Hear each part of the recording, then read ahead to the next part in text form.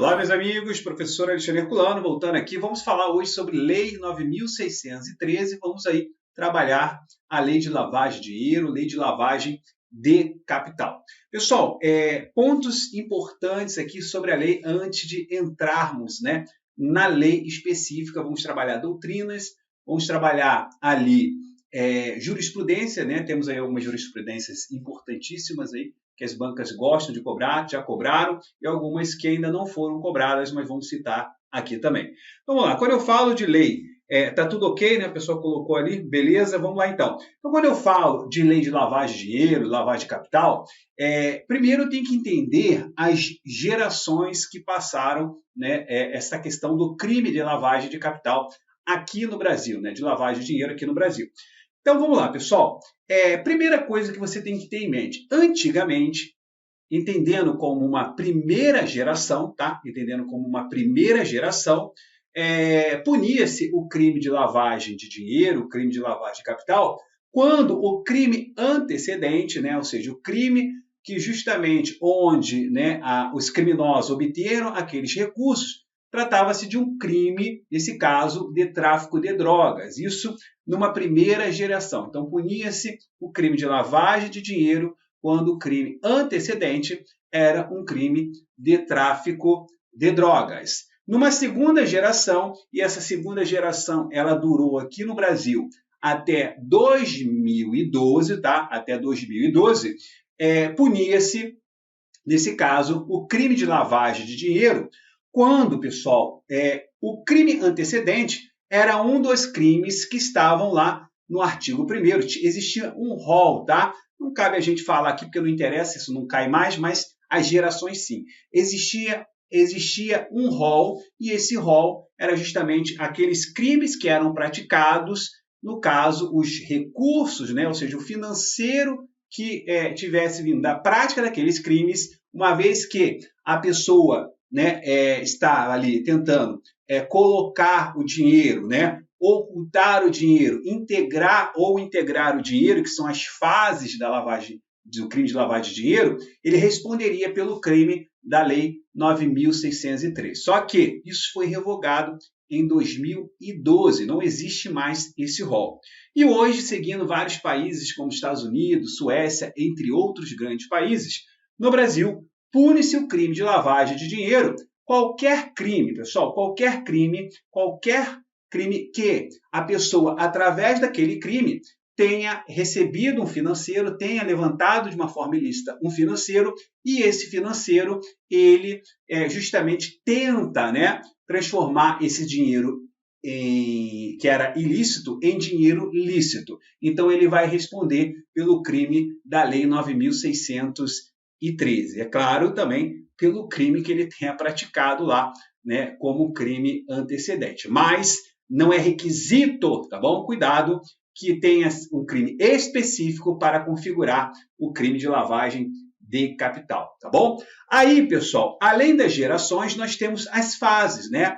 Nós temos aí as fases, e essas fases, já adianto para vocês, dentro dessa parte introdutória, que daqui já podemos ter várias questões na prova de vocês, né, nos concursos, né, normalmente quando cai leis penais, vem uma ou outra questão da lei do lavagem de dinheiro, não temos assim muitas questões, a não ser que seja um concurso específico que tenha, né, poucas leis e tenha ali destacado também a lei de lavagem de dinheiro, como por exemplo o concurso da CGU. Né? Então pode ser que venha mais de uma questão? Sim, que tem uma quantidade razoável em cima daquelas normas ali. Mas, enfim, o que eu quero mostrar para vocês é que quando a pessoa comete um crime de lavagem de dinheiro, qual é o intuito dela, né? Quando a gente fala lá, colocação, o que seria ali a colocação, né? Então, ele recebe um dinheiro, né, ilícito, tá? E tenta transformar esse dinheiro em um dinheiro lícito. Para isso, ele vai passar por essas fases, que é justamente a colocação, e através dessa colocação do dinheiro no sistema financeiro, ele vai tentar ocultar, então você tem a ocultação, e depois vai tentar tornar ele lícito comprando um bem. Por exemplo, comprou um imóvel, né? Então ali tem a fase da integração. E segundo o STF, não é necessário, tá, pessoal, que para a pessoa, né, vem a cometer um crime de lavagem de dinheiro, que essa pessoa tenha cometido, né, todas essas fases, tá bom? Então, essas fases, elas não precisam estarem todas, ou seja, praticadas pelos criminosos, uma vez que basta que ele tenha cometido qualquer dessas fases, né, que eu chamo do famoso COI, né? Colocação, ocultação e integração. Tudo isso está escrito aqui, tudo isso eu vou ratificar aqui para vocês, né? Não precisam se preocupar em copiar nada agora, tá bom, pessoal?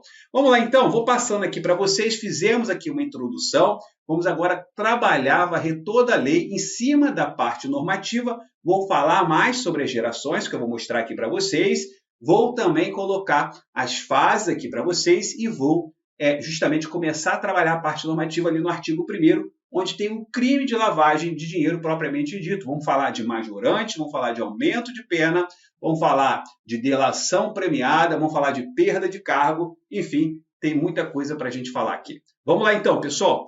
Aqui na tela, avançando, né, rapidamente aqui, vamos já falando do crime de lavagem de dinheiro. E aqui já deixo aquele convite para vocês lá do Professor no Instagram e lá no YouTube também com várias videoaulas gratuitas. Mas vamos ao que interessa, vamos começar a trabalhar esse crime. Então, conforme, só ratificando o que eu já falei aqui para vocês, ó, alguns doutrinadores dividem a criminalização de lavagem de dinheiro em 3 gerações. E quais são aí essas 3 gerações, conforme eu falei anteriormente de uma forma resumida. Primeira geração, as leis de primeira geração são aquelas que trazem apenas o delito, olha aí, ó, pessoal, do tráfico de drogas, como infração penal antecedente, assim, países que prevêem apenas o tráfico de drogas como crime antecedente de lavagem de dinheiro. Numa segunda geração, essas leis surgiram no momento posterior, trazendo aí um rol de crimes antecedentes, ampliando a repressão da lavagem. O Brasil estava nesta fase até a edição da Lei 12.683, justamente esta lei que revogou, tá, pessoal? Esta lei que revogou aquele rol que existia, um rol taxativo para os crimes antecedentes. Avançando aqui, nós temos uma terceira geração, e é onde nós nos encontramos aqui no Brasil, leis que estabelecem que qualquer ilícito penal pode ser antecedente da lavagem de dinheiro. É o caso da Bélgica, França, Itália, Suíça, né? Enfim, Brasil, entre outros países também. Vamos avançando. Então, hoje nós estamos aqui na terceira geração. Aí, pessoal, é claro, né? Falei das fases para vocês, tá? A gente vai aqui também trabalhar uma parte dessas fases. Até adiantei alguns pontos. Vamos fazer aí algumas questões. Vou mostrar que isso cai para vocês, tá? Então, fiquem atentos que cai. Mas o que é o crime de lavagem de dinheiro? É justamente o que está aqui, né? A ocultação, a dissimulação. É justamente você entender que ao receber aquele financeiro, a pessoa ela tenta tornar esse valor lícito, uma vez que ele era o quê? Ilícito. Então, aqui no artigo 1º já diz, ó, ocultar ou dissimular a natureza, origem, localização, disposição, movimentação ou propriedade de bens, direitos ou valores provenientes, direta ou indiretamente, tá vendo? De infração penal. Lembrando que infração é o gênero e crime e a contravenção são as espécies. Reclusão. Diferente lá do crime organizado, né? Aqui é de 3 a 8 anos. Lembra lá quando falamos de crime organizado? Qual era a pena lá no crime organizado, né? Então, só para vocês não esquecerem, lá era de 3 a 8 anos, pessoal, de reclusão. Incorre na mesma pena quem, para ocultar ou dissimular a utilização de bens, direitos ou valores provenientes da infração penal, os converte em ativos lícitos. Se já os converteu, aqui nós estamos onde, pessoal? Na integração. Ok? Então, estamos na integração, que é uma das fases do crime de lavagem de dinheiro. Seguindo aqui, adquire, recebe, troca, negocia, dá ou recebe em garantia, guarda, né, tem depósito, movimenta ou transfere. Então, ele já está fazendo o quê, pessoal? Ele está inserindo, ele está colocando, tá, o dinheiro, né, por exemplo, numa instituição financeira. Importa, exporta bens com valores não correspondentes aos verdadeiros. Então, se valendo também do dinheiro ilícito para importar ou exportar bens. Então, essas pessoas também responderão, né, pelo crime de lavagem de dinheiro. Incorre ainda na mesma pena quem utiliza na atividade econômica ou financeira bens, direitos ou valores provenientes da infração penal e participa de grupo, associação ou escritório tendo conhecimento de que sua atividade principal ou secundária é dirigida à prática de crimes previstos nesta lei. Pessoal, vamos lá. Então, olha aqui. Voltando aqui para mim, que é importante aqui alguns pontos aqui eu destacar para vocês. Quando eu falo de crime de lavar dinheiro, lavagem de capital, é um crime que já vimos que é um crime punido com reclusão de 3 a 10 anos, tá? Então, aqui praticamente é a única, assim, quando fala sanção penal, tá? Existem outras penalidades, né? Eu não vou dizer penalidades, né? Outras medidas que serão aplicadas, mas quando a gente fala de reclusão, nós estamos falando do artigo 1º. Então, aqui, pessoal, se aquela pessoa, tá? Se aquela pessoa, ela comete o crime, né, de uma forma reiterada, ou se ela participa de uma organização criminosa, esta pessoa, ela poderá ter um aumento de pena de 1 a 2/3, tá bom? Então, ela vai poder, é o que diz aqui, tá? O parágrafo 4º, a gente já vou colocar ele na tela para vocês. Então, existe aumento de pena aqui, professor? Existe aumento de pena. Se essa pessoa, né, envolve ali um agente público, né, uma pessoa que esteja ligada à administração pública, ela também poderá perder o cargo e esta perda e ficar inabilitada, igual lá o crime de tortura, lá que traz o efeito automático da condenação, né? Então, lá é pelo dobro. Aqui também é a mesma coisa. Nós vamos falar isso também aqui. Outro ponto interessante é que cabe também aqui infiltração de agentes. Não é tão detalhado, né, esse meio de levantamento de prova, e também a ação controlada, ambas as situações, ambos os meios de prova, depende de autorização judicial. E essa ação controlada aqui, né, é diferente lá não vou dizer que é diferente, a ação controlada, a atividade é a mesma, mas calma que o que eu quero dizer é o seguinte, essa ação controlada, ela depende de autorização. Lá na lei 12.850, a comunicação ela tem que ser o quê? Prévia. Então, prévia comunicação lá no crime organizado para a ação controlada. Lembra lá disso que nós falamos? Então, cuidado. E aqui, igualmente lá na lei 12.850, no crime organizado, nós falamos da colaboração premiada. E lá eu falei para vocês, ó, pessoal, a colaboração premiada, vimos que é o quê? É o gênero e a delação é a espécie. Os benefícios lá na lei 12.850 do crime organizado, falamos lá, ó, redução até 2/3, a possibilidade do perdão judicial e até mesmo de uma possível transação penal, ou seja, ele sai de uma pena privativa de liberdade para uma o quê? Restritiva de direito. Aqui no crime de lavagem, a gente vai ver que há essas possibilidades também, né? Ou seja, o juiz ele pode deixar de aplicar, né? Então, cuidado com isso aqui, porque não quer dizer que ele vai fazer um acordo que necessariamente ele não vai responder, tá? E também traz a possibilidade da progressão, né? Ou seja, do regime, né? A aplicação do regime ali diferenciado na aplicação da pena. E a redução aqui, pessoal, ela é diferente, porque a redução não é até 2/3. Lembra lá que eu falei para vocês? Ó, sempre que falar em redução, em delação premiada, na organização criminosa, é até 2/3 lá a colaboração premiada. Mas as demais leis que têm delação premiada, tirando a lavagem de dinheiro, que também traz mais benefícios, as outras leis, as demais leis, tá? Elas vão ter também esta redução de 1 a 2/3, tá bom? Que é bem parecido lá quando a pessoa responde, por exemplo, né? Aqui ele diz aqui no parágrafo 3º, ó, a tentativa é punida nos termos do parágrafo único do artigo 14 do Código Penal, né? E lá no artigo 14 do Código Penal, o que diz? Que ele vai responder pelo crime, né, que cometeu, com a pena aplicada àquele crime, com ela reduzida de 1 a 2/3. Isso na forma o quê? Tentada. Então, cabe tentativa? Uma das perguntas que vem caindo bastante. Cabe tentativa no crime de lavagem de dinheiro? Cabe. Está aqui o parágrafo 3º, deixa isso bem explícito. Então, pessoal, esse índice de 1 a 2/3, vocês têm que gravar.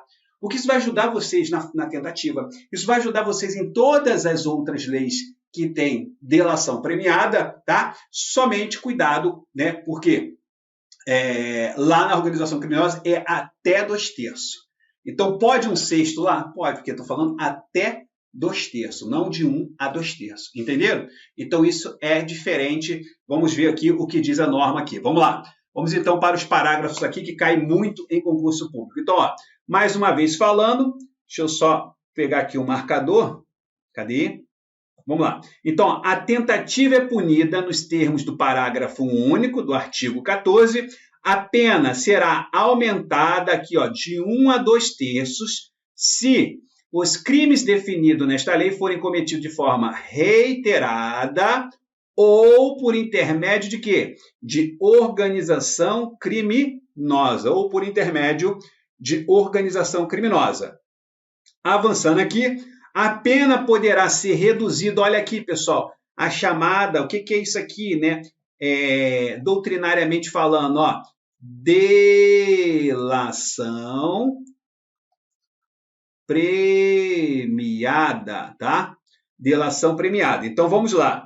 Então, nesse caso aqui, a pena poderá ser reduzida de 1 a 2/3 e, se cumprida em regime, e ser cumprida em regime aberto ou semiaberto, ou seja, traz, né, o caso, né, traz uma, não vou dizer uma progressão, mas um cumprimento de pena diferente lá do regime fechado, facultando o juiz ao juiz deixar de aplicá-la, né, a pena, ou substituí-la a qualquer tempo por pena restritiva de direito, se o autor, coautor ou partícipe colaborar espontaneamente com as autoridades prestando esclarecimentos que conduzam à apuração das infrações penais, à identificação dos autores, coautores e partícipes ou à localização dos bens, direitos ou valores objeto do crime. Para apuração do crime de que trata este artigo, admite-se a utilização da ação controlada e da infiltração de agentes, é claro, para quê, pessoal? Para fazer investigação, tá? Aí aqui eu já trago o que eu já falei para vocês, de uma forma aí já escrita, para vocês não se preocuparem, tá? Isso aqui vai também lá para a área do aluno, está disponível aí para quem vocês estão assistindo. E além dos mapas mentais, além dos nossos PDFs completos, com muitas questões comentadas, os PDFs simplificados, curso está bem bacana de todas as leis. São mais de 20 leis penais, tá? Deve ser um total de umas 23 a 25 leis penais.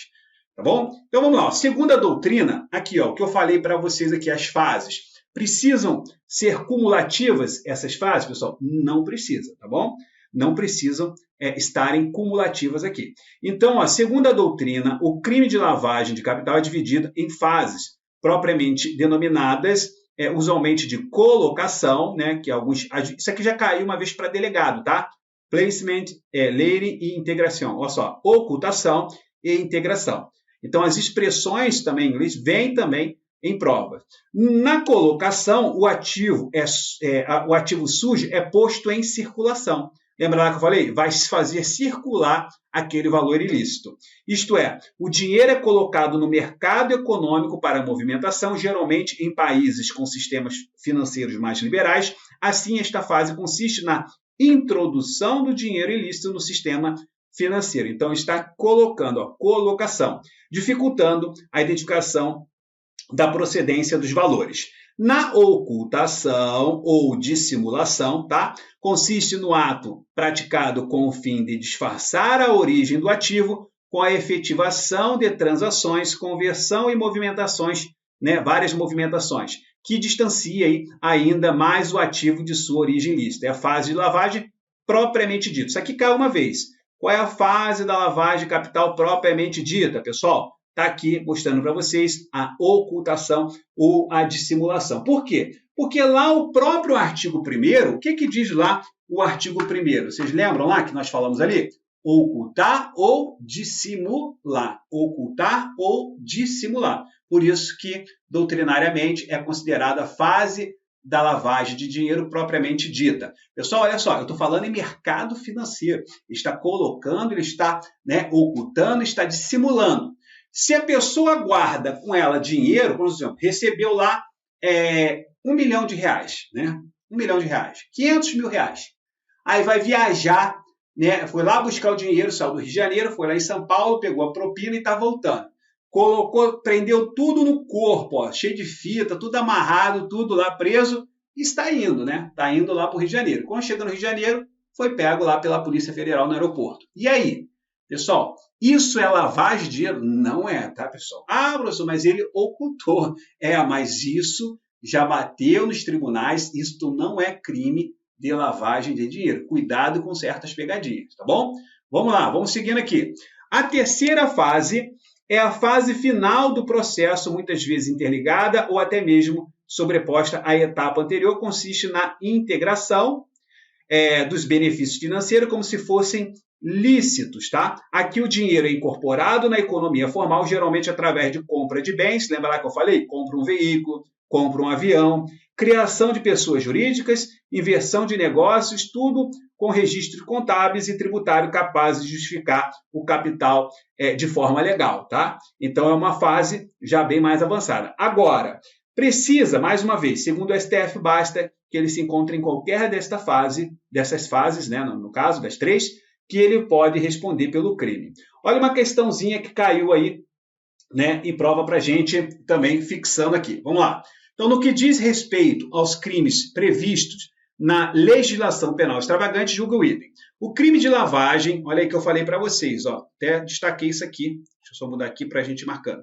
O crime de lavagem de capitais, consoante entendimento consolidado na doutrina e na jurisprudência, divide-se em 3 etapas independentes, né? Então, 3 etapas independentes. Colocação, dissimulação, integração. Não se exigindo para a consumação do delito a ocorrência dessas 3 fases. Foi o que nós falamos, né? Não precisa, tá? Então, isso aí já própria decisão aí do STF, tá? Agora, existem outras decisões que nós vamos falar aqui, que no crime, ou seja, a modalidade de ocultação tem natureza permanente, né?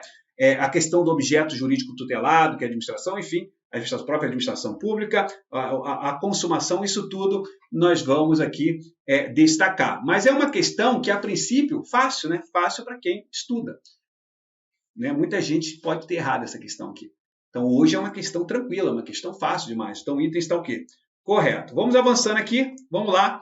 Aqui na tela, um pouco da doutrina, alguns pontos que eu já falei aqui. Então, o objeto jurídico tutelado aqui é a administração pública, o sujeito ativo pode ser qualquer pessoa e o sujeito passivo é quem? É o Estado, tá? O tipo subjetivo é o dolo, a vontade livre e consciente de ocultar ou dissimular bens, valores e direitos provenientes de crime. Consuma-se o delito com a simples ocultação ou dissimulação, mas quando a gente fala em dissimulação, tá, pessoal? Quando a gente fala de ocultação, ok? Na modalidade ocultação, aqui nós temos o quê? Um crime permanente, tá bom? De direitos, valores espúrios, independente do efetivo proveito. De forma expressa, é punida a tentativa, falamos lá. É sabido que em crimes materiais, salvo o crime de participação em suicídio, sempre caberá aí a tentativa, tá? Então, aí, só para reforçar. Por outro lado, a pena será aumentada de 1 a 2 terços, falamos aqui também, né, caso o crime seja cometido de forma habitual, ou seja, de forma reiterada ou por intermédio de organização criminosa. A lei a chamada delação premiada, já falamos aqui também, e aqui temos os benefícios que eu já destaquei para vocês, isso vai ficar aí explícito aí no material de vocês também. Aprofundando um pouco aqui, pessoal. Então, alguns pontos que eu já destaquei aqui sem perder muito tempo. Ó, o que diz o STF? Que o delito de bens, né, ou seja, de lavagem de bens, direitos ou valores, previsto quando praticado na modalidade ocultação, tem natureza de crime permanente. Então, as características dos delitos permanentes está na circunstância de que a execução desse crime não se dá em um momento definido e específico, mas em um alongar temporal. Isso aí é o posicionamento do STF, tá? Outro posicionamento aqui também importante, que eu já falei para vocês, está aqui, ó. Não configura crime de lavagem de dinheiro a conduta do agente que recebe propina decorrente de corrupção passiva e tenta viajar em voo doméstico, ó, escondendo as notas de dinheiro nos bolsos na cintura e dentro da meia, né, pessoal? Isso não é crime, tá? Isso não é crime de lavagem. Também não configura o crime de lavagem de dinheiro o fato de, após ter sido descoberto, né, dissimular, mentir a natureza, a origem e a propriedade dos valores aí. Avançando aqui, segundo o próprio STJ, o Ministério Público oferece denúncia por lavagem de dinheiro, ele deverá narrar, além do crime de lavagem, qual foi a infração penal antecedente. Pessoal, aqui é o seguinte, aqui tem que tomar cuidado, por quê? Porque a gente tem um posicionamento, né, do próprio STJ também, que diz, tá, pessoal, lá do artigo, se não me engano, acho que é o artigo 7º, tá? Quando ele fala lá do artigo 7º. O que que ele diz lá, tá? Ele diz, pessoal, que no caso, quando fala do Ministério Público, ele diz aqui o seguinte, ó, se o Ministério Público oferece a denúncia por lavagem de dinheiro, ele deverá narrar, além dos crimes, além do crime, o qual foi o antecedente cometido. Importante esclarecer, contudo, que não é necessário, isso aqui que é importante, que o Ministério Público faça uma descrição exaustiva e pormenorizada da infração antecedente, bastando a pena, né, ou seja, bastando apontar a existência de indício suficiente de que ele tenha sido praticado e que os bens, direitos ou valores foram lavados, né, ocultados, simulados, sejam provenientes desta infração. Ele não precisa entrar nos mínimos detalhes, só basta citar, pronto e acabou. Uma questãozinha, né, até mal elaborada que eu vi, falava sobre essa questão de que deveria, né, detalhar, que deveria pormenorizadamente detalhar a infração penal. E a questão estava o quê? Errada. Cuidado com certas pegadinhas. Então, assim, a aptidão da denúncia relativa ao crime de lavagem de dinheiro não exige uma descrição exaustiva e pormenorizada, conforme eu falei para vocês. Avançando, segundo o STF, o mero recebimento de valores de dinheiro, o mero recebimento, tá? Então, ele está recebendo de valores em dinheiro, não tipifica o delito de lavagem, né, de dinheiro, seja quando for recebido pelo próprio agente público, seja quando for recebido por interposta pessoa. Outro posicionamento importante também do STF. Outra aqui também, que eu destaco para vocês, é justamente segundo o STF, pratica lavagem de dinheiro o sujeito que recebe propina por meio de depósitos bancários fracionados, né? Às vezes ele quer ocultar, às vezes ele quer não aparecer, o que que ele faz, né? Ele pega lá e são vários depósitos lá, né, de R$2.000, de R$3.000, de R$5.000, de R$10.000. Então, são vários pequenos depósitos. Então, nesse caso aqui, ó, propina por meio de depósito bancário fracionados em valores que não atingem o limite estabelecido pela autoridade monetária. Eu já fui gerente de banco e essa lei a gente tinha maior cuidado naquela época, já tem mais de 15 anos. Né? E a lei já existia? Já existia. Inclusive, tinha que repassar isso para a auditoria, e a auditoria, às vezes, né, quando tinha algum caso suspeito, informava lá as autoridades policiais. Então, o que que acontece? A pessoa chegava lá, cara de pau, quanto que é para depositar para não ir para o Banco Central? Até isso eles tinham em mente. Falou, pô, cara, é pouco, porque tinha uma folha que tinha que preencher. Então, se a pessoa está preocupada com isso, alguma coisa está errada, né? Então, assim, pode ser até que não tenha nada assim, né, de lavagem, dinheiro, enfim, mas alguma coisa está errada. Então, sempre tinha aquela preocupação, porque tinha um valor, não sei quanto que é hoje, naquela época eram R$10.000, qualquer saque, né, depósito, a pessoa tinha que preencher um formulário e aqueles formulários, hoje é tudo eletrônico, né, eram enviados lá para o Banco Central. Tá? Então, pessoal, aqui na verdade não eram nem enviados, ficavam à disposição do Banco Central. Então, aqui, ó, vamos seguindo aqui. Segundo o STF, a pena base pode ser aumentada no que tange às circunstâncias do crime se a lavagem de dinheiro ocorreu no contexto de múltiplas transações financeiras e de múltipla transnacionalidade, o que interfere na ordem jurídica de mais de um Estado, nesse caso soberano. Tá? Então, é outro processo, né? Também outra decisão importantíssima aí para a prova de vocês. Então, destaquei aqui as principais. Temos mais decisões? Claro que temos, tá? Temos outras decisões, né? Temos lá a culpabilidade de parlamentar que exerce mandato há muitos anos, né? Ela passa a ser mais intensa, né? Segundo os tribunais, tá? A gente tem lá também, aqui entra aqui também, né? Quando há justamente a soma, né, pessoal? Quando ali existe ali um aumento, a possibilidade de um aumento de pena, quando envolve grandes somas de valores, então isso também pode também aí nesse caso, entrar aqui também um dos posicionamentos, né? Por exemplo, a questão da reprovabilidade, né? Então, se você tem uma análise pelo judiciário, a reprovabilidade ele é muito maior na hora de analisar a pena base, isso também já é decisão também dos tribunais, quando esse agente que cometeu esse crime é o quê? É um agente público. Então, são decisões que, assim, né, são praticamente assim, a pessoa, claro, ao analisar em qualquer crime, né, sempre que tenha um agente público envolvido, o juiz ao analisar, pô, se o cara está ali, conhece a lei, é um agente do Estado, pô, se ele está envolvido com um delito, né, a questão da reprovabilidade ela é bem maior do que o civil que está lá, tá? Envolvido. Então, são situações, são decisões, mas em cima dessas aqui, que eu falei para vocês, que eu acredito que as bancas poderão cobrar. Vamos ver aqui uma questão, vamos lá, aqui na tela, uma questão que caiu aí, ó, para auditor de controle interno, tá? Do Ceará, lá do Ceará, ó. Acerca do crime de lavagem de dinheiro previsto na Lei 9.613, assinale a opção correta de acordo com a legislação de regência e o atual entendimento do STF. O que diz aqui? Vamos analisar os itens aí.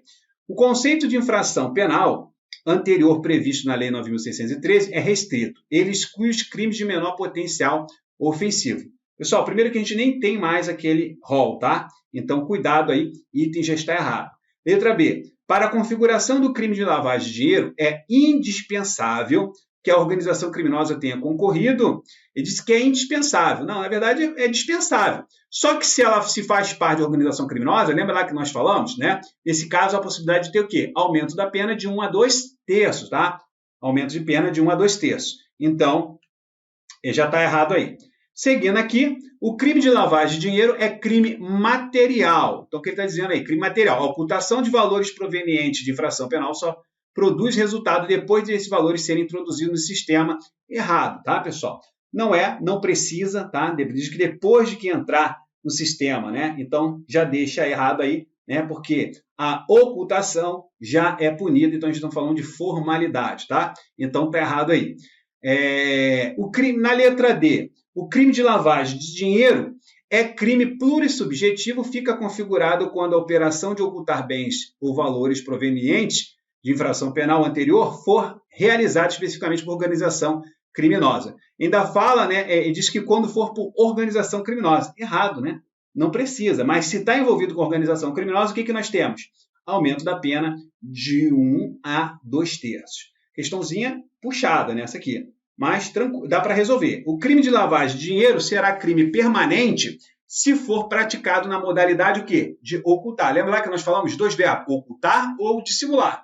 Entre as fases da lavagem de dinheiro, que é justamente aquela segunda fase, que é a lavagem de dinheiro propriamente dita, que é justamente quando a gente fala de ocultação. Então, está aqui, ó, permanente, se for praticar na modalidade de ocultar, os valores provenientes de infração penal anterior, estendendo-se a sua execução até que os objetos materiais de lavagem se tornem conhecidos. Então, gabarito letra E. Boa questão.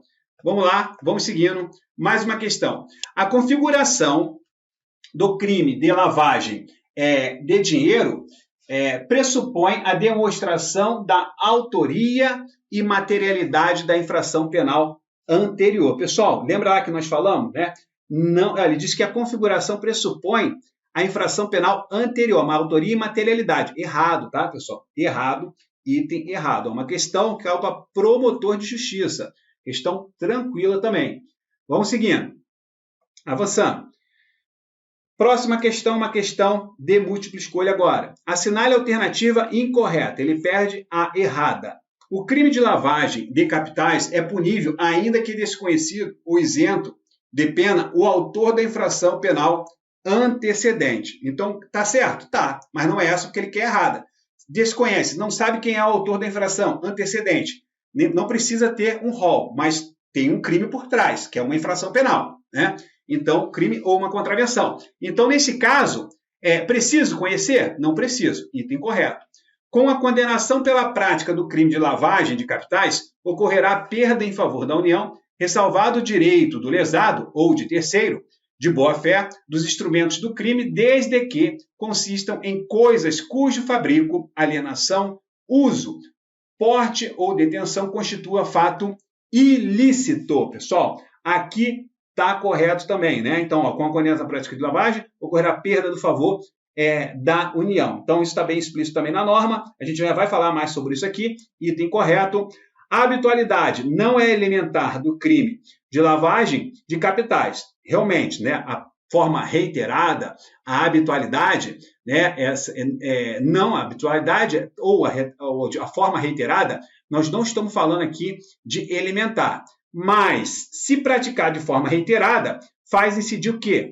Aumento de pena. E qual é esse aumento? Mais uma vez falando, ó, 1/3 a 2/3. Então, existe majorante lá. Falei isso para vocês. Seguindo aqui. Dentre as principais alterações produzidas lá pela Lei 12.683, que dispõe sobre o crime de lavagem ou ocultação de bens, valores e direitos, temos a mudança da redação, a revogação do rol taxativo constante de seus incisos e a majoração da pena que comportava até então a substituição por restritivas de direitos, né, pessoal? Na verdade, pessoal, a lei ela revoga lá, né, os incisos do artigo 2º, né, a lei de lavagem de dinheiro, né? Então torna hoje o crime em uma terceira geração, tá? Em que não há esse rol taxativo, não houve majoração ali, pessoal, da pena e a substituição de pena por restritiva de direito. Então, existia aumento de pena, mas ele está falando que esta lei, na verdade, a mais importante alteração é a revogação daquele rol taxativo. Então, o gabarito aqui é a letra D, porque ele pede a errada. O crime de lavagem de capitais tem natureza acessória, derivada ou dependente. Por quê? Porque por trás vai ter um crime antecedente, mas que hoje podem ser qualquer infrações penais, qualquer infração penal, tá? Então, não precisa ser uma específica, mas por isso que ele fala acessória, derivada ou dependente da infração penal anteriormente cometida, típica e antijurídica, né? Que é o conceito de crime, né? Um fato típico, antijurídico, o quê? E culpável, da qual ocorre a obtenção da vantagem financeira ilegal. Questãozinha também bacana, e a errada aqui realmente é o gabarito letra D. Vamos lá, vamos seguindo. Mais uma questão aí, ó, Banca Vunesp aí, tá? Pessoal que está focando aí, né, os concursos de São Paulo, Polícia Civil de São Paulo, tá aí, ó. Banca Vunesp. Acerca da lei de lavagem de dinheiro, assinale a alternativa correta. Vamos lá. Analisar todos os itens aqui.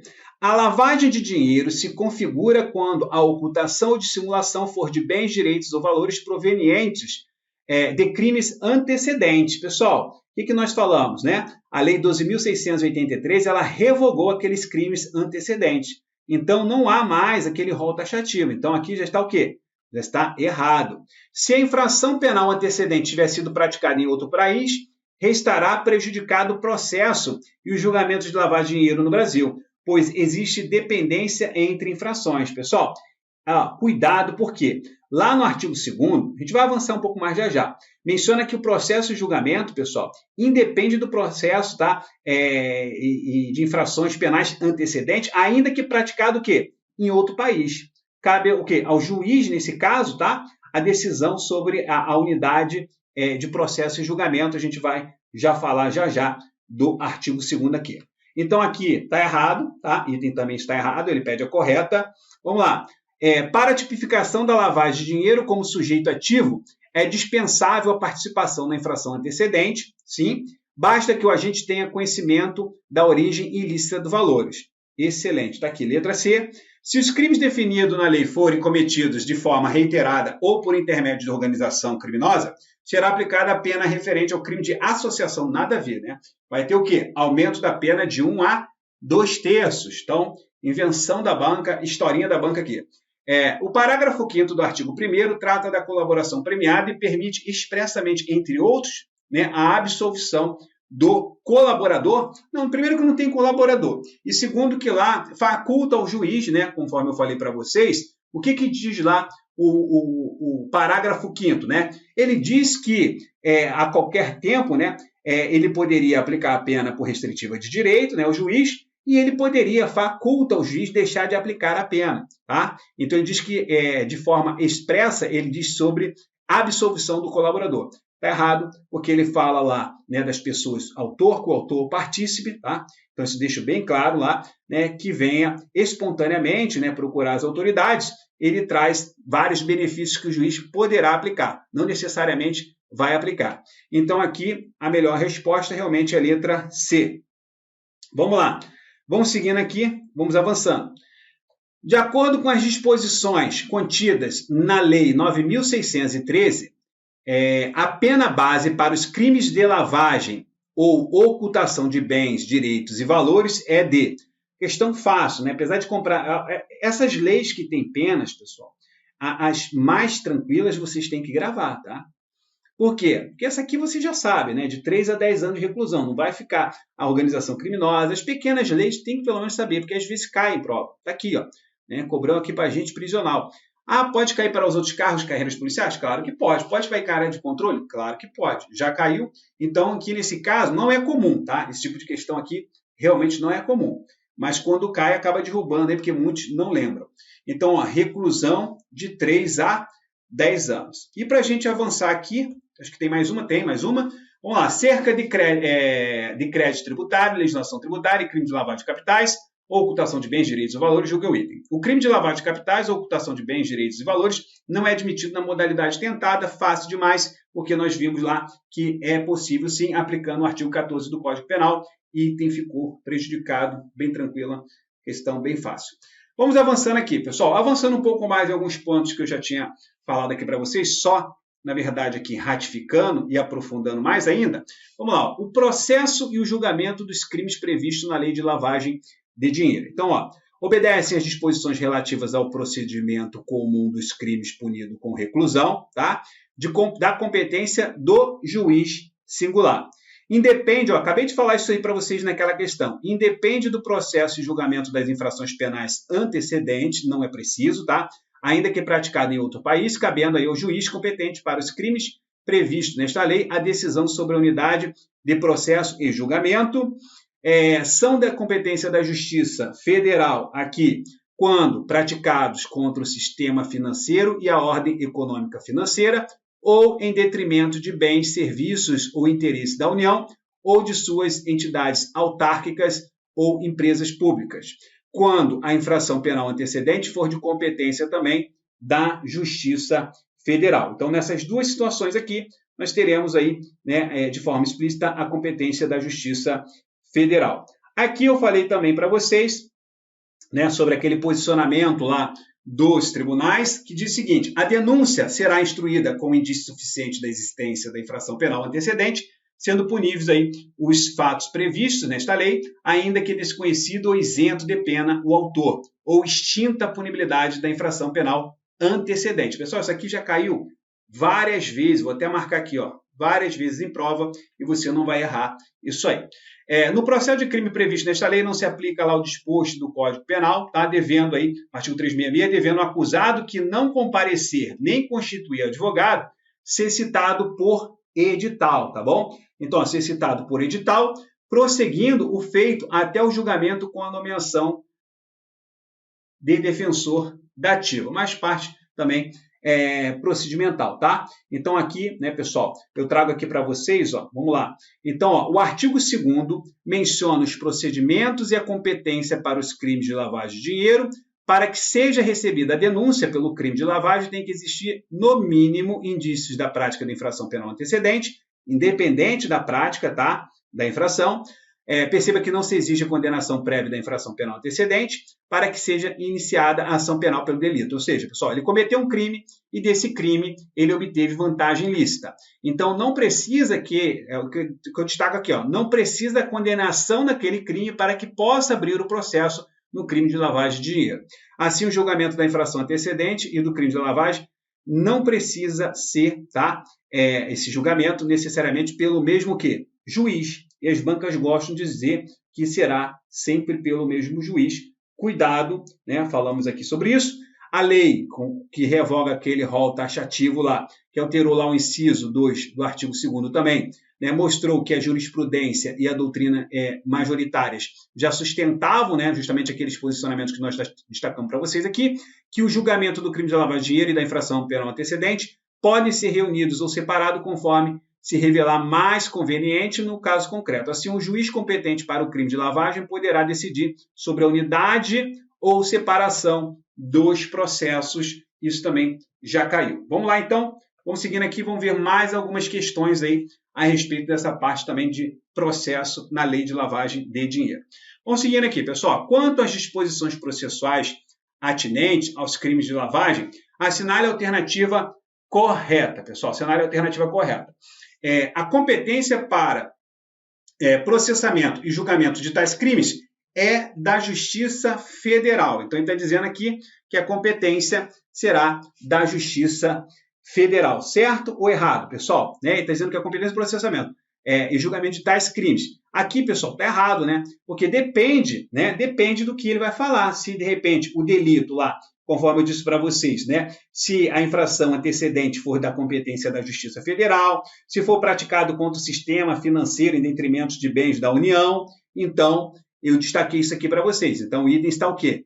Prejudicado aqui. Não se viabiliza a punibilidade do crime de lavagem se o crime antecedente está o quê? Prescrito. Lembra lá que eu falei para vocês? Ainda que prescrito. Então, já está errado aí também. Seguindo, o juiz de ofício, a requerimento do Ministério Público ou mediante representação do delegado de polícia ouvido o Ministério Público em 48 horas, havendo indício suficiente da infração penal, poderá decretar medidas securatórias, Então, aqui, a gente vai, essa parte aqui de procedimentos, que ele cita, está lá no artigo 4º, nós vamos falar sobre isso também, mas 24 horas, olha como que as bancas gostam de fazer maldade, tá? 24 horas, lá no artigo 4º, já nós vamos falar sobre esse procedimento. Então, está errado aí.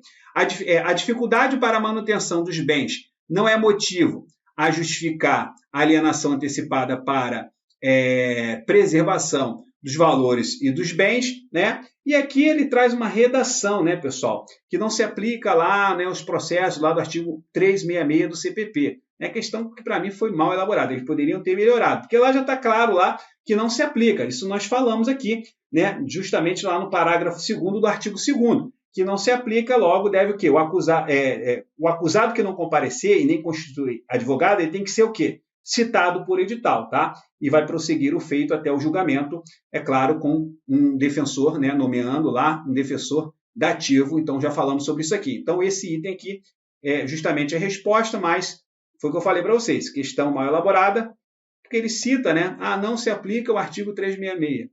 Complicado, Mas, enfim, vamos lá, seguindo. Mais uma questão. Segundo dispõe a Lei 9.613, que trata dos crimes de lavagem de dinheiro, ocultação de bens, direitos e valores, o processo e julgamento dos crimes nela previstos, vamos lá, letra A, obedecem às disposições relativas ao procedimento comum dos crimes punidos com reclusão, da competência do juiz singular. Foi o que nós vimos lá no artigo 2º, inciso 1º. Exatamente, tá? Obedece o procedimento comum dos crimes punidos com reclusão, da competência do juiz singular. Já está aqui, já de cara. Na letra B, ele diz que depende do processo e julgamento das infrações penais antecedentes. Não. São de competência da Justiça Estadual. Cuidado, também não, tá, pessoal? Restringiu, tá? Então, aqui, a gente deve acabar um pouco antes, tá? Obrigado aí, Laiane, botou aí. Mas, pessoal, se a lei é curta, a gente deve acabar aí um pouco antes. Ok? Vamos lá. São da competência da Justiça Estadual, não. Independe, isso não é que não pode, tá, pessoal? Isso vai depender do caso em concreto, tá? Independe do processo de julgamento das infrações penais antecedentes, ainda que praticado em outro país, cabendo, nesse caso, plenário, o STF a decisão sobre a unidade errado, pessoal. Criou uma situação que não existe, jogou lá para o STF que deveria decidir errado. Obedece às disposições relativas ao procedimento especial dos crimes hediondos também não, é justamente aos crimes punidos com reclusão, conforme está na letra A. Vamos seguindo aqui. Outra questão aí, considerando a jurisprudência do STJ relativamente a crimes contra a administração pública e de lavagem de dinheiro, julgo os itens abaixo. No crime de lavagem ou ocultação de bens, direitos e valores, para se tipificar a conduta praticada, é necessário que os bens, direitos e valores provenham do crime anterior e que o agente já tenha sido condenado judicialmente. Só tem que ter um crime anterior, não precisa estar naquele rol, e independe se houve ou não decisão no processo cujo crime foi praticado. Então, o item já ficou o quê? Prejudicado. Item errado aqui. Vamos seguindo aqui. Então vamos lá, pessoal, vamos falar, deixa eu ver aqui, já entrando no artigo 4º, e eu já até falei um pouquinho dele aqui para vocês. É muito comum as bancas trocarem prazos, trocarem índices, né, de majorante, trocarem, né, inventarem formas que não existem qualificadas. Então vocês têm que tomar cuidado com isso. Lá no curso que eu tenho, está em alguns cursos, né, carreiras policiais também, mas tem um curso regular de leis penais. Ao final, além dos mapas mentais, ao final de cada norma, eu trago para vocês um quadro resumo. Nesse quadro resumo de cada lei, eu coloco lá, tem majorante? Né? Se tiver, eu coloco qual que é, naquela lei. E quais são? Se tem uma ou mais, eu vou colocar lá. Tem agravamento? Eu coloco lá. Tem associação? Eu coloco lá se tiver. Mas se não tiver, eu vou colocar que não tem. Então, eu criei vários tópicos num quadro, e ao lado desse quadro tem o que tem na lei vai estar destacado ali entre lá. Agravante, majorante, ou seja, agravamento de pena, aumento de pena, atenuante de pena, diminuição de pena. O que mais? Que são coisas distintas, né? Cuidado, atenuante e diminuição, né, são coisas distintas. A gente tem minorante e majorante, e temos agravante e atenuante. Temos lá a associação, se tem associação ou não, se tem perda do cargo e se tem qual é. Se tem crime qualificado, também eu destaco para vocês. Então, são vários pontos que mais caem em provas que eu destaco, então fica uma forma. E justamente falando também de prazo. E aqui tem um prazo específico, né? E lá na organização criminosa eu falei de 2 prazos para vocês. Lembram lá? Né? A organização criminosa, quando a homologação pelo juiz é em quanto tempo? 48 horas. E a decisão da infiltração do agente? 24 horas. E aqui também, cuidado com esse prazo, vocês viram que a banca trocou na questão anterior, né? Já até antecipei para vocês, estava em um dos itens da questão anterior que falava em 48 horas. Olha o que diz aqui a norma, vamos lá. É justamente o seguinte, o juiz de ofício ou a requerimento do Ministério Público ou mediante representação, né, do delegado de polícia, porque atua na fase de inquérito, né, na fase de investigação, ouvido o Ministério Público em 24 horas, havendo indício suficiente de infração penal, poderá decretar medidas assecuratórias de bens, direitos ou valores do investigado ou acusado ou existentes em nome de interpostas pessoas que sejam instrumentos, produto ou proveito dos crimes previstos nesta lei ou das infrações penais antecedentes. Seguindo aqui, proceder-se-á a alienação antecipada para a preservação do valor dos bens, sempre que estiverem sujeitos a qualquer grau de deterioração ou depreciação, ou quando houver dificuldade para a sua manutenção, né? Preservando a questão. A ideia é o quê? Preservar o valor, né, para que não realmente, né, quando findar o processo, né, não esteja ali um bem desvalorizado. Então, avançando aqui. O juiz determinará a liberação total ou parcial dos bens, direitos e valores quando comprovada a licitude de sua origem, mantendo-se a constrição dos bens, direitos e valores necessário e suficiente à reparação dos danos e ao pagamento de prestações pecuniárias, multas e custas decorrentes da infração penal. Avançando, nenhum pedido de liberação será conhecido sem o comparecimento pessoal do acusado ou da interposta pessoa a que se refere o caput, nesse caso, né, do próprio artigo 4º, podendo o juiz determinar a prática de atos necessários à conservação dos bens, direitos e valores, sem prejuízo, é claro, lá no que nós falamos lá do parágrafo sobre alienação antecipada, tá? Avançando aqui. Parágrafo 4º, poderão ser decretadas medidas assecuratórias sobre os bens, direitos ou valores para reparação do dano decorrente da infração penal antecedente ou da prevista nesta lei, ou para o pagamento de prestação pecuniária, multa e custas. Então, aqui eu até destaco para vocês, tá, pessoal? Avançando aqui, eu vou mostrar para vocês aqui, vamos lá. Um ponto que eu destaco aqui para vocês, justamente, ó, uma das formas mais pertinentes de combater a lavagem de dinheiro é buscar ainda no período de investigação ou no início do processo a indisponibilidade dos bens das pessoas envolvidas, o que faz, né, com que tenham aí menos poder financeiro, é claro, né, tirar o recurso, né? Nesta linha, o próprio artigo 4º menciona as medidas assecuratórias destinadas à arrecadação cautelar e posterior confisco dos bens, direitos e valores do investigado, do acusado e das interpostas pessoas. Tá bom? Agora, é claro, né, essa parte, né, de alienação antecipada, ela vem no artigo novo, né, pessoal? Ela vem tratando, quando você fala de alienação antecipada, é justamente para você retirar esses valores bens e também para que esses bens também, né, não sejam aí desvalorizados. Então, aí vem a norma, tá? Aí vem a norma e trata justamente desta alienação antecipada, um artigo novo, o artigo 4º-A. É o que nós vamos destacar aqui, alguns pontos específicos que eu vou marcar para vocês. Vamos lá. Então, avançando aqui um pouco mais, aqui é justamente um ponto, né, que eu trago aqui. Isso aqui eu vou deixar destacado aí para vocês, alguns pontos eu já falei, mas só vou destacar um ponto aqui que eu acho importante. Ó. É possível, cadê aqui o marcador? Para a gente avançar ali no artigo 4º. Então, aqui, o marcador de texto aqui.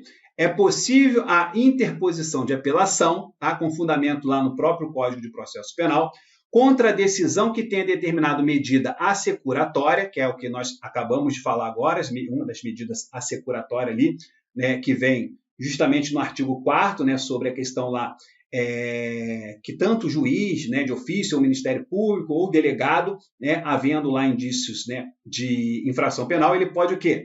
Decretar medidas, o juiz, né, medidas assecuratórias de bens, direitos ou valores, nós falamos aqui.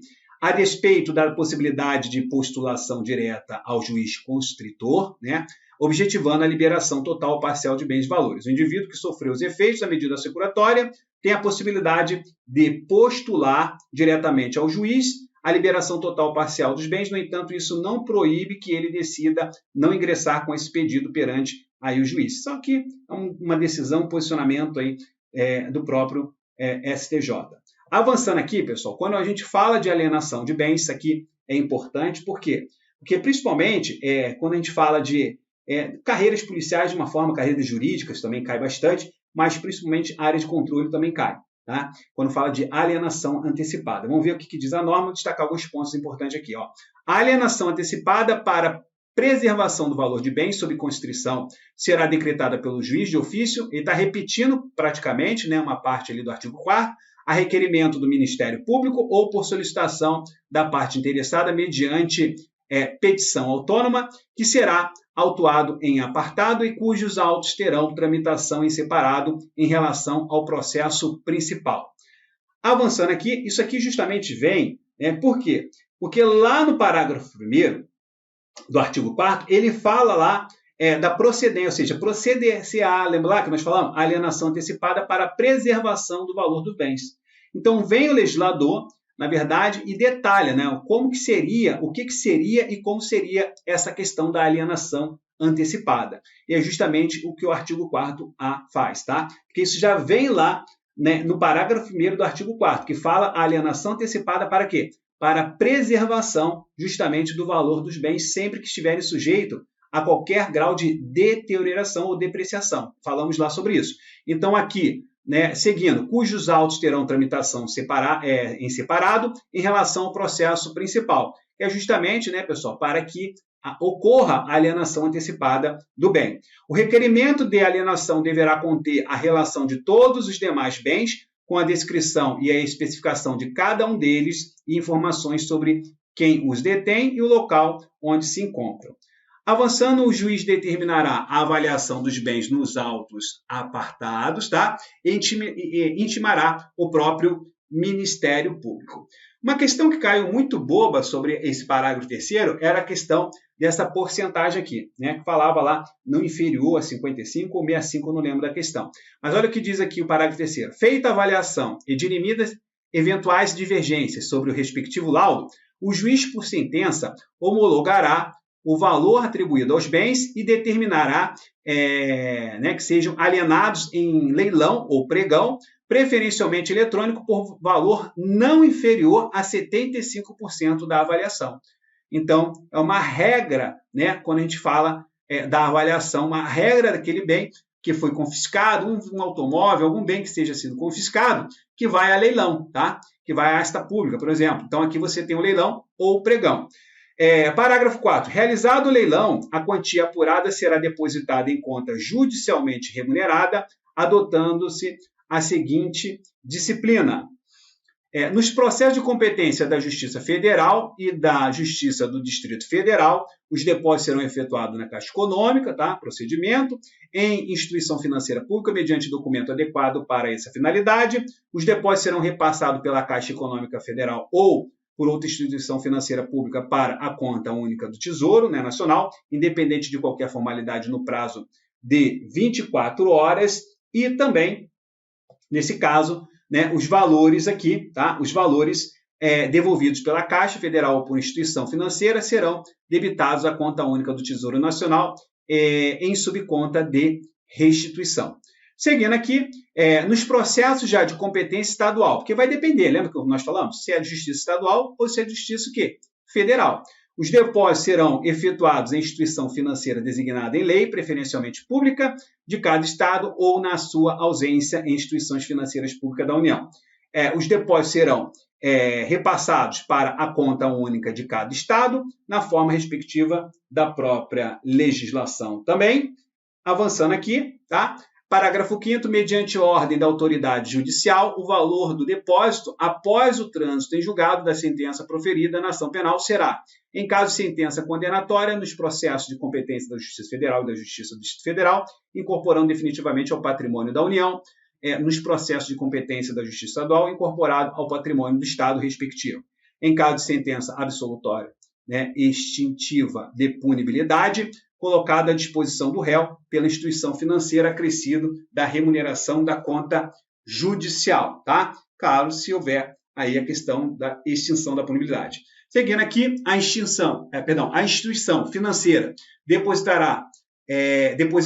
a instituição financeira depositária manterá controle dos valores depositados ou devolvidos, serão deduzidos a quantia apurada no leilão todos os tributos e multas incidentes sobre o bem alienado, sem prejuízo de iniciativas que, no âmbito da competência de cada ente federação, venham a desonerar bens sob constrição judicial daquele ônus.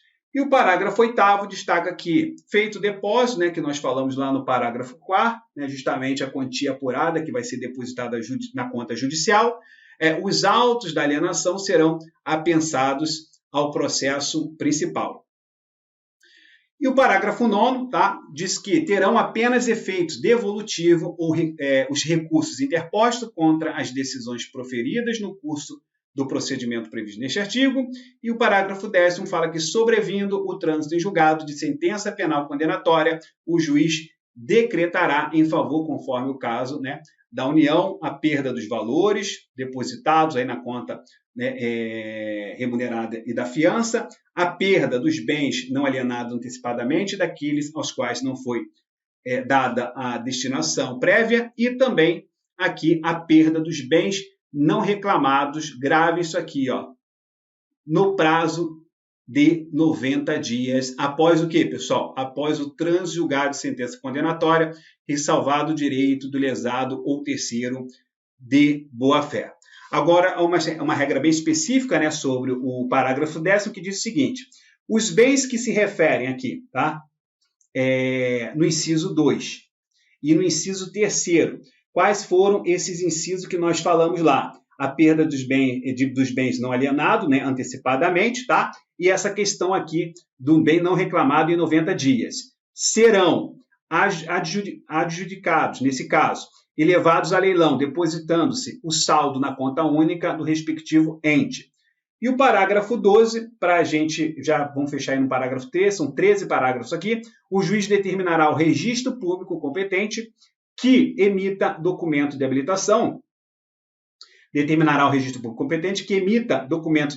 à circulação e utilização dos bens colocados sobre o uso e custódia das entidades a que se refere o caput deste artigo, tá? É justamente lá, né, quando nós destacamos lá, justamente o Ministério Público, né, porque isso pode acontecer pelo juiz, né, pode acontecer também decretado pelo juiz, ou a requerimento do Ministério Público, ou por solicitação de quem? Da parte interessada, tá? Então, aqui você tem que tomar cuidado, e aqui eu já adianto um ponto para vocês, porque lá quando nós falamos no artigo 4º, que a requerimento do próprio Ministério Público, ou mediante lá a representação do delegado de polícia, ouvido quem, pessoal? O Ministério Público, em 24 horas, né, ele vai justamente, nesse caso, tá? O juiz de ofício, ele vai decretar medidas assecuratórias.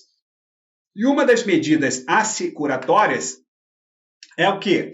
É justamente a alienação antecipada. Só que, quando ele fala aqui, ó, vou mostrar aqui para vocês, eu vou voltar, tá? Olha o que ele diz aqui, ó.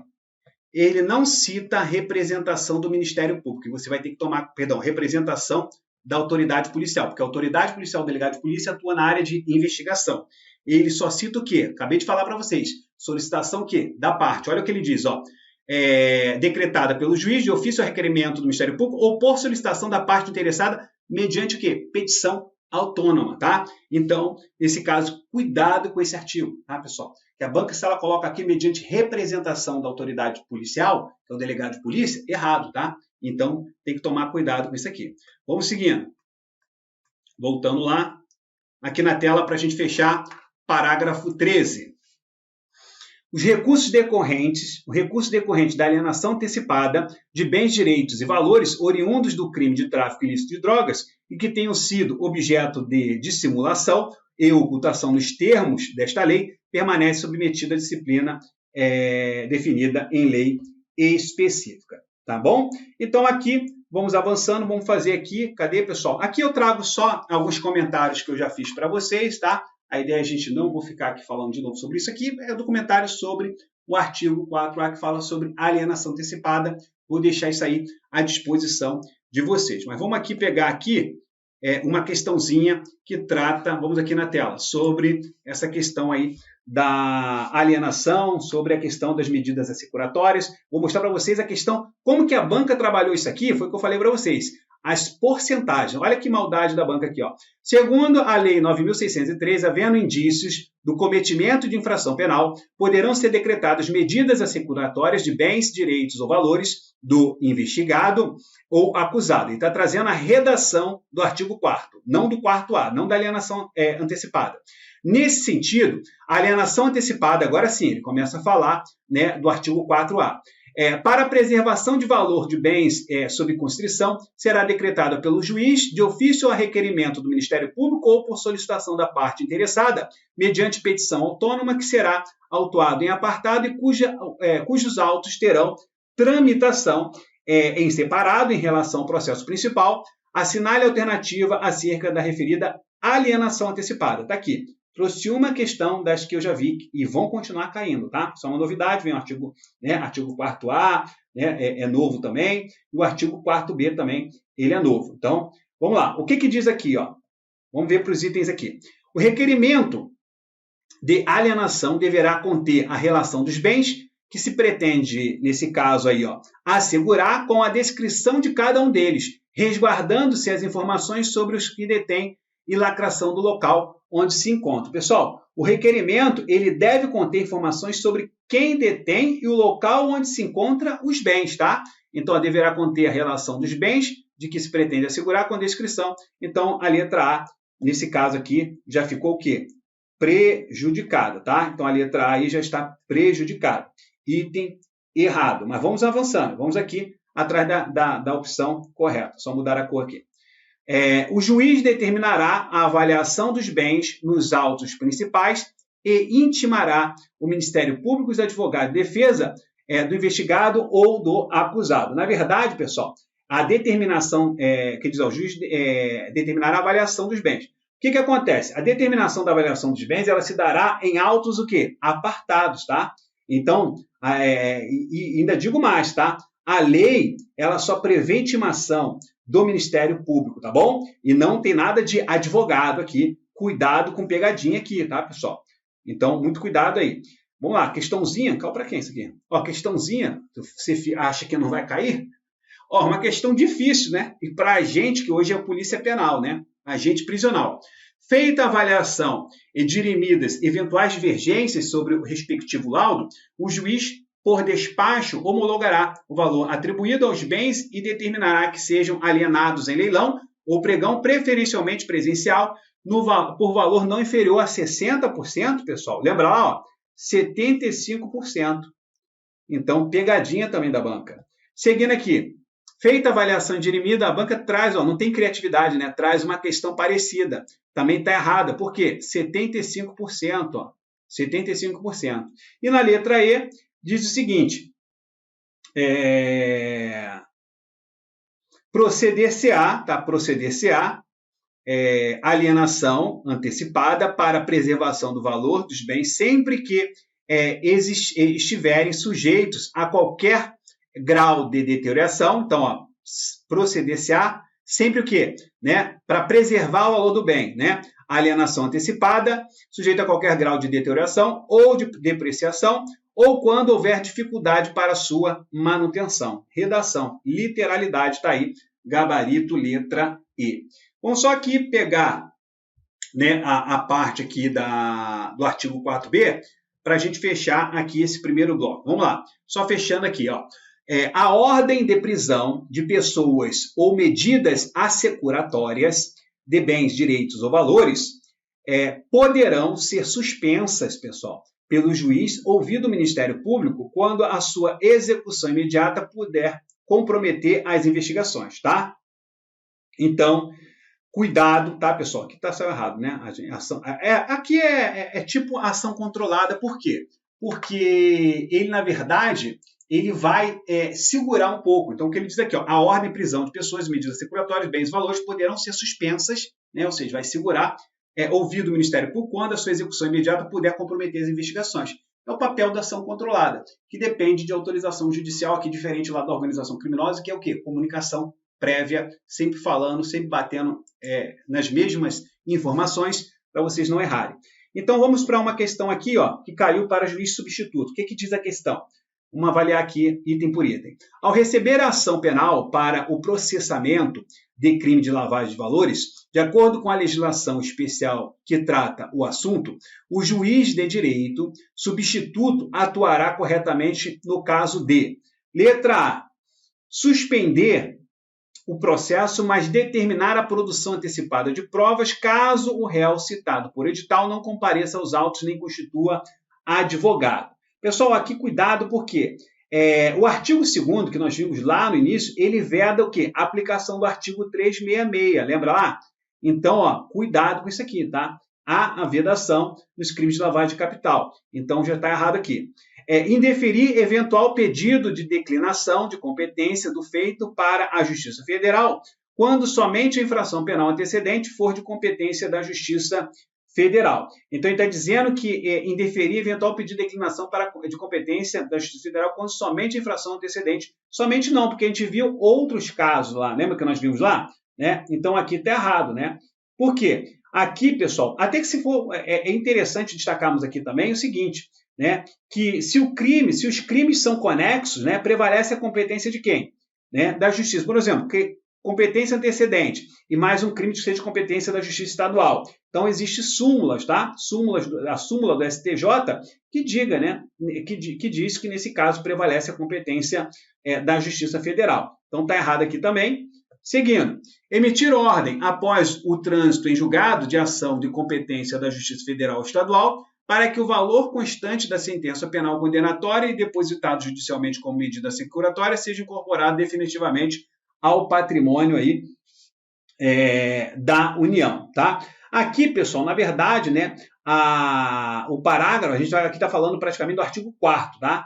Então, ele menciona que em caso de sentença lá condenatória, né, que for de Justiça Federal, né, nesse caso de Justiça também lá do Distrito Federal, incorporado lá definitivamente o patrimônio da União e também o quê? E nos processos de competência da Justiça Estadual incorporado ao patrimônio do Estado. E ele diz aqui, ó, após ser julgado a competência da Justiça Federal ou Estadual para que o valor constante da sentença condenatória depositado judicialmente com medida securatória seja incorporado definitivamente ao patrimônio da União. Então, na verdade, ele tenta, né, a banca ela tenta distorcer o que vem explícito lá no próprio artigo 4º, tá?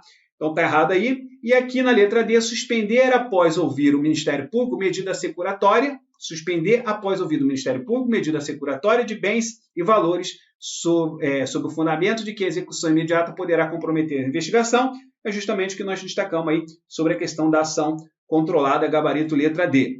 E na letra E, não receber a denúncia sob o fundamento de que a peça foi instruída com infração antecedente cuja punidade foi extinta. Na verdade, pessoal, isso vem lá do parágrafo 1º do artigo 2º, que nós falamos lá, né, um pouco antes aí, né, que destaca lá que a denúncia ela será instruída com indício lá suficiente, tá, da existência da infração penal antecedente. É claro que, né, ainda que desconhecido ou isento a pena, né, do autor ou extinta a punibilidade da infração antecedente. E ele diz que não receber sobre o fundamento de que a peça foi instruída como infração penal antecedente cuja a punibilidade foi extinta. Então, nesse caso, está errado o gabarito letra D. Mas questão, até agora, a mais difícil que nós fizemos, tá? Essa aqui, no meu ponto de vista, essa aqui foi a mais difícil. Voltando aqui para mim, fechamos aqui o primeiro bloco, tá? Com muitas informações aí, né? Praticamente aí 1h e 15 minutos só no primeiro bloco. Ainda temos mais informações. O que realmente mais cai aqui é esse primeiro bloco. Mas também temos efeitos da condenação, temos outras informações que são importantes que nós vamos falar daqui a pouquinho, tá bom? Vamos fechar esse bloco aqui e a gente já volta no segundo bloco.